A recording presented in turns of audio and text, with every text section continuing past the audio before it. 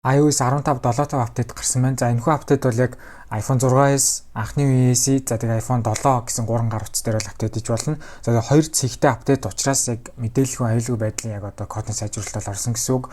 За тэгээ та нар Apple-ийн сайт руу нөрөө харах юм бол одоо хоёрхан зүйл бол байгаа. Одоо эхнийх нь болохоор iOS Surface гэдэг хэсэг дээр бол одоо кодны сайжруулалт орсон гэсэн үг, мэдээллийн аюулгүй байдлын. За тэгээ дараагийнх нь болохоор тэр WebKit дээр байсан. Одоо утсан дээр чинь яг интернет ашиглагддаг одоо аппликейшны хад ажилладаг хэсэг гэсэн үг. Тэрэн дээр бас ингээд сайжруулалт нь орсон байх нэ. За тэгээд дараагийн iOS 15, 7, 6 хизээ гарах ингэж бодож магадгүй. Энэ бол яг 4 сартаа багтаад гарна гэж бодож байна.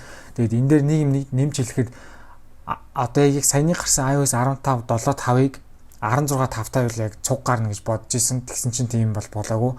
Тэгэхээр яг ямар ч байсан одоо дараагийн 15, 7, 6 бол яг тэдэнд гарна гэсэн бол одоо тоочиг ерөөсөй байхгүй. Тэгэхээр 4 сартаа багтаад гарна гэж бодож байна.